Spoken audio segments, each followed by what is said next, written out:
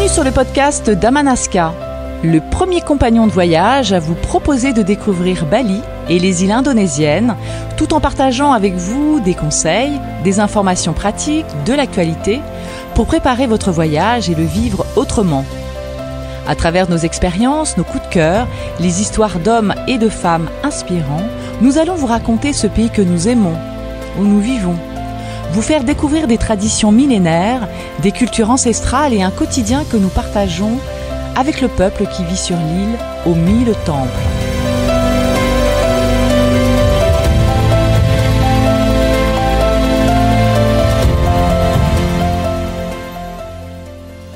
Om Swastiastu, nous sommes très heureux de vous retrouver pour ce nouvel épisode d'Amanaska Bali. Vous le savez, nous vous proposons des tips, comme vous l'avez entendu de l'introduction, des tips, des idées, des histoires, vous parlant de la culture, vous parlant des moyens de venir à Bali, d'organiser son programme. C'est un podcast sur l'organisation d'un programme, d'un voyage à Bali, et bien sûr également sur ces îles indonésiennes qui sont ses sœurs comme Sumatra, Flores. Voilà, on propose de découvrir l'Indonésie. Et puis bien sûr, nous sommes là pour préparer avec vous votre voyage. Si vous le souhaitez, nous pouvons vous accompagner puisque tel est notre métier. Aujourd'hui, nous allons voir 15 petits gestes qui disent « j'aime Bali » ou plutôt « je respecte Bali ». Parce que préparer son voyage à Bali ne consiste pas seulement à choisir les plus belles plages ou à tracer le circuit idéal. C'est aussi comprendre les codes sociaux qui rythment la vie insulaire. Adopter quelques réflexes simples qui transforment aussitôt votre façon de voyager à Bali. Parce que nous le savons, si vous avez envie de venir à Bali ou si vous avez envie de visiter la Sulawesi, Sumatra ou d'autres îles, vous avez avant tout envie de respecter la population locale, de ne pas la heurter, de ne pas la froisser. Et quand il s'agit de Bali, eh bien les Balinais ressentent votre attention et l'échange lui-même devient plus profond. Donc voici 15 gestes qui ne coûtent rien en fait, qui ne sont pas compliqués et que nous conseillons toujours aux voyageurs d'Amanaska qu'ils partent en solo ou en circuit en famille avec nous, avec Amanaska à Bali. La première chose, c'est de saluer avec les mains jointes. Oui, ça peut vous sembler un peu New Age, mais un bonjour occidental suffit rarement à traduire le respect que l'on doit à un hôte balinais. Donc vous joignez les paumes à la hauteur de la poitrine, vous inclinez légèrement la tête et vous pouvez par exemple dire ce que nous disons au tout début de nos épisodes. Sur chaque épisode, nous disons Om Swastiastu, c'est-à-dire que la paix soit avec toi, si vous préférez, pour abréger. Et les anciens, ils seront particulièrement sensibles. Donc, vous joignez les deux mains devant vous, vous connaissez le principe, et puis au niveau de la poitrine, et vous pouvez dire par exemple Om Swastiastu. Et ça va effectivement toucher les personnes, surtout les plus anciennes. C'est une vraie marque de respect. À Bali, on utilise la main droite pour donner ou recevoir. Donc, d'ailleurs, à Bali, comme dans tout l'archipel, la main gauche est considérée comme impure. Donc, tendre de l'argent, un passeport ou un simple souvenir avec la droite, ou les deux mains si l'objet est volumineux, bien sûr, eh bien, c'est le premier marqueur de bienséance. En 3, vous allez retirer les chaussures avant d'entrer chez quelqu'un dans une maison. Que vous soyez invité chez l'habitant ou que vous pénétriez dans un pavillon de temple, eh bien vous allez ôter vos sandales à la porte parce que les Balinais séparent l'extérieur, souvent poussiéreux, de l'intérieur sacré ou familial. 4e point, vous allez porter un sarong quand vous allez rentrer dans les temples. Même pour un arrêt de 10 minutes durant votre programme, votre circuit, vous allez enrouler un sarong autour de la taille et ajouter une sorte d'écharpe fine au-dessus des hanches. Les temples fournissent parfois des pièces moyennant, ces pièces-là, je parle du sarong et la ceinture, moyennant un don, mais c'est mieux d'avoir son propre ensemble afin d'éviter les files d'attente, sachant que le bas du corps est impur pour les Balinais. On va donc séparer le haut du bas du corps. Le 5e point, eh bien, c'est de ne jamais toucher la tête d'un enfant. Dans la cosmologie balinaise, la tête est le siège de l'âme. Poser la paume dessus, même affectueusement, revient à déranger les esprits protecteurs. Donc, vous inclinez pour saluer ou féliciter, mais vous gardez vos mains au niveau des épaules. Le 6e point, c'est un petit peu compliqué parce que dans notre culture, nous, on le fait très facilement, et moi le premier d'ailleurs. Le doigt tendu. évitez de pointer du doigt quelqu'un ou quelque chose. Le doigt tendu exprime la colère. Donc, préférez montrer un objet ou un site du revers de la main, paume ouverte, ou utiliser votre pouce replié, mais ne pointez pas du doigt. Si vous pouvez éviter de faire ça, c'est une bonne chose. Les guides qui vont vous accompagner, les guides d'Amalaska, eh bien, vous le font naturellement, donc vous pouvez les imiter. Un 7e point est important, s'asseoir plus bas que le prêtre ou l'aîné. Quand vous allez être dans une cérémonie, lors d'une cérémonie, vous allez repérer le siège d'honneur, souvent un tapis surélevé ou une sorte de trône, et vous allez choisir une place plus basse. Les balinés perçoivent aussitôt votre conscience de la hiérarchie familiale. À partir du moment où quelqu'un est plus âgé que vous, c'est un prêtre dans une cérémonie, eh bien, vous allez devoir vous mettre plus bas que lui. Vous entendez actuellement un scooter qui va démarrer, puisque nous sommes, je vous le rappelle, à Bali, que nous avons les bruits de la journée et de la nuit. Donc là, vous entendez un scooter, certainement, qui va bientôt partir. Donc, je répète quand même rapidement le point 7. Quand vous êtes dans une cérémonie, ou que vous êtes dans une famille, d'ailleurs, vous devez vous mettre plus bas que le prêtre ou l'aîné de la famille, en tout cas l'aîné par rapport à vous, bien sûr, les anciens, ce que je veux dire. Vous pouvez, le 8e point, c'est photographier avec l'autorisation de la personne. Vous le faites très souvent, mais on l'oublie parfois un petit peu. Donc, avant de saisir votre appareil, vous demandez « Bolé, photo ». Ça veut dire « Est-ce que je peux prendre la photo ?» Bolé, photo.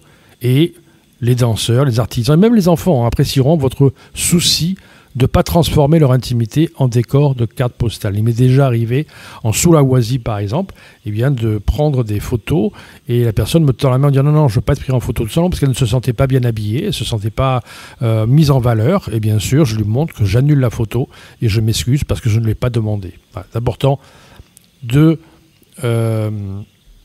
photographier avec l'autorisation.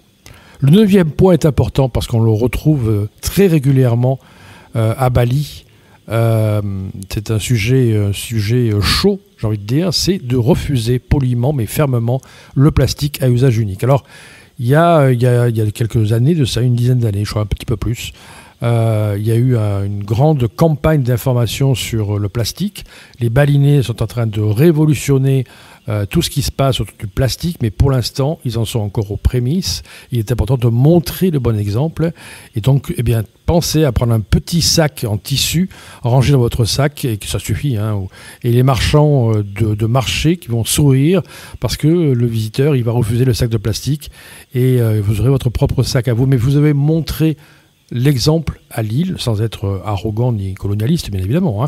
Le sujet n'est pas là, mais nous devons aider Bali à se nettoyer et pour cela, nous vous conseillons d'amener votre sac, ce qu'on appelle des tote bags, des sacs en tissu. Quand vous êtes à Bali, beaucoup de choses changent en termes d'expression d'émotion. Mais c'est par exemple la colère. La colère verbale est très mal vue. Et même en cas de malentendu sur un prix, vous allez devoir parler calmement. Et ce n'est pas forcément évident, surtout quand on est français. À Bali, la perte de contrôle émotionnel expose à la honte. Les négociations sont toujours calmes et conduisent presque toujours à un compromis équitable. Ne vous énervez pas. Je vous donne un exemple. Nous avons des voyageurs qui parfois ont besoin d'une couverture à l'hôtel, quand ils sont sur Munduk par exemple, en pleine montagne. Ils vont demander 1 fois, 2 fois, 3 fois. On ne vient pas forcément leur donner la couverture parce que les Français ne parlent pas forcément très bien anglais. Les Indonésiens ne parlent pas forcément français et très mal l'anglais. Attention, pour ceux qui sont dans les montagnes, parce qu'en général, les Indonésiens parlent convenablement l'anglais, en tout cas mieux que les Français. Mais le sujet n'est pas là. La couverture n'arrive pas. Et là, on arrive à la réception et on commence à hausser le ton et on commence à taper du poing sur le comptoir. Ça ne fonctionnera pas. Vraiment, ça ne fonctionnera pas parce qu'on considérera que vous avez perdu le contrôle, de votre contrôle émotionnel. Ça vous expose à la honte et c'est vous qui êtes considéré comme honteux. Donc, très important, d'utiliser un ton modéré, même si vous êtes très énervé. C'est très important.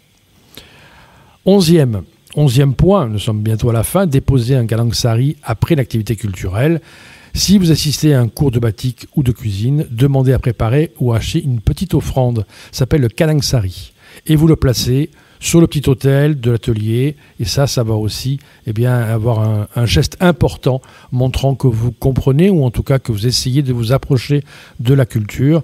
Un petit kalangsari, vous allez voir, c'est très simple, on vous montrera quand on sera sur place, mais le kalangsari est important pour faire une sorte de pont entre deux cultures. Si vous êtes en scooter, ce que je vous déconseille fortement parce que c'est très dangereux, encore une fois je vous le rappelle, parce que je l'ai déjà dit dans certains épisodes, la conduite sur Bali est complètement différente de celle de l'Europe. Elle n'est pas mieux, elle n'est pas moins bien, elle est complètement différente. Il n'y a pas ici de vrai code de la route et chacun fait ce qu'il peut. Donc soyez extrêmement prudent sur la location des scooters. Mais si vous utilisez un scooter, le 12e point, c'est rouler doucement et klaxonner par précaution. Attention, nous ne sommes pas en Inde, vous le savez, en Inde, on klaxonne beaucoup, c'est presque un moyen de communiquer, on entend des klaxons partout. Ici, on utilise le klaxon avec parcimonie et bon escient, mais utilisez-le pour alerter une personne. Attention, j'arrive. On n'utilise d'ailleurs jamais un klaxon pour engueuler quelqu'un, tout simplement. On ne l'utilise pas pour s'en prendre à quelqu'un d'autre, simplement pour prévenir quelqu'un, en général une voiture, un camion, un autre scooter, que nous sommes là. Donc sur un scooter de location, ne doublez jamais un camion dans un virage. Ça paraît logique, mais les Indonésiens le font, donc on pourra avoir envie de le faire. Et vous klaxonnez brièvement pour avertir que vous allez le doubler. C'est un langage sonore d'alerte, pas d'agression, je le précise. Conduire paisiblement protège les piétons, les chiens surtout, et votre karma. Mais encore une fois, je vous déconseille de prendre un scooter pour vous déplacer sur Bali. Les pourboires, on en parle souvent des pourboires, nous en sommes au 13e point. Laissez un pourboire discret. Dans les warungs familiaux, vous arrondissez l'addition de quelques milliers de roupias. Vous ne montrez pas l'argent, vous le glissez dans une boîte ou sous le repose-cuillère. La discrétion fait partie de l'élégance balinaise. Donc inutile de crier « c'est pour le service, merci » ou « pour le personnel ». Et vous laissez 10 000 roupies, parce que 10 000 roupies, c'est pas beaucoup, c'est pas grand-chose déjà. N'en soyez pas forcément fiers, et en plus, on reste dans la sobriété et dans la discrétion quand on laisse un pourboire. On a vu tout à l'heure la notion de pollution avec les sacs plastiques. Eh bien, en 14e point, on va trier symboliquement les déchets. Parce que ce n'est pas forcément évident, mais lorsque la poubelle de tri n'existe pas, eh bien vous emportez vos piles, flacons de crème solaire vides ou batteries de drone dans votre valise de retour. Signal fort, vous refusez de laisser sur l'île ce qui ne peut pas être recyclé. Je sais que ce n'est pas évident à faire, mais si vous arrivez avec un flacon, par exemple, d'huile solaire, avec des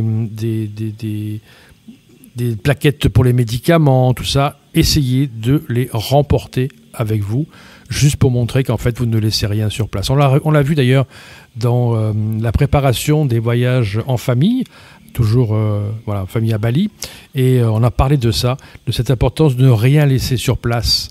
C'était le principe du John Doe.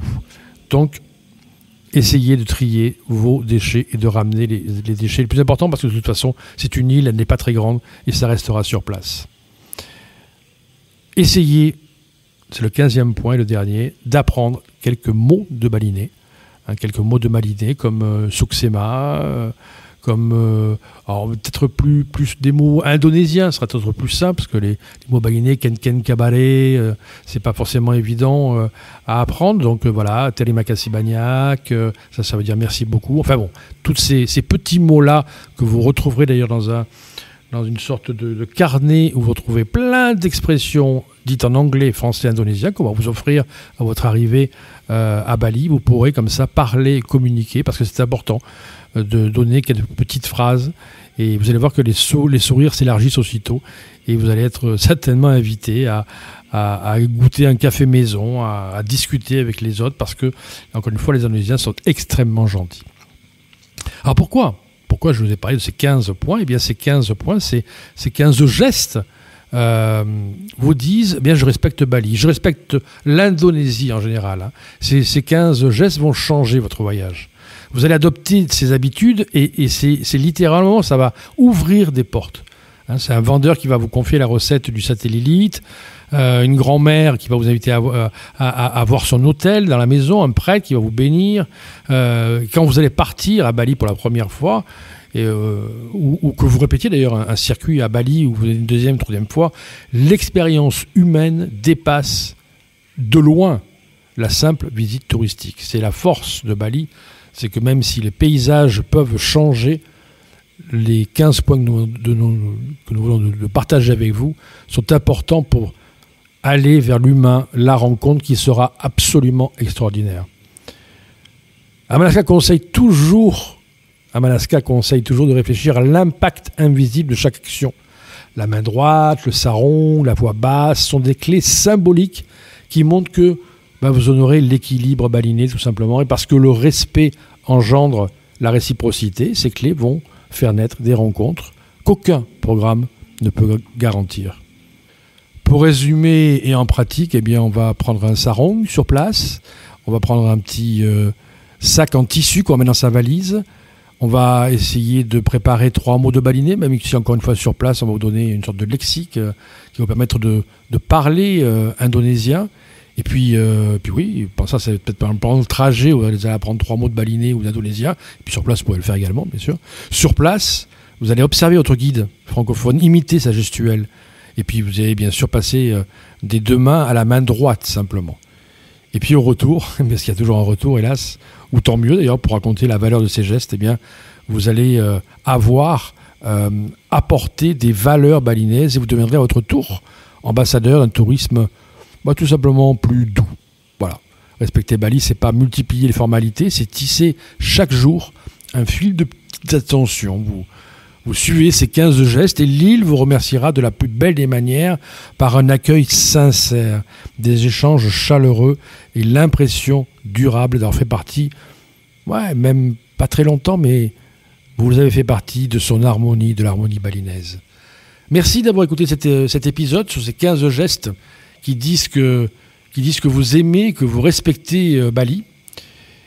Et nous allons nous retrouver très bientôt pour un nouvel épisode. En attendant, bien sûr, n'hésitez pas à nous rejoindre sur le podcast, sur ce podcast-là pour donner vos avis, d'aller sur la chaîne YouTube, de regarder Facebook, d'aller sur notre site internet, d'aller sur TripAdvisor également. Je sais, ça fait beaucoup d'informations. Vous pouvez comme ça nous découvrir et puis bien sûr nous appeler ou nous contacter pour que nous puissions vous conseiller, vous accompagner dans l'organisation de votre voyage. Et puis on se retrouve très bientôt pour un nouvel épisode de Amalaska Bali.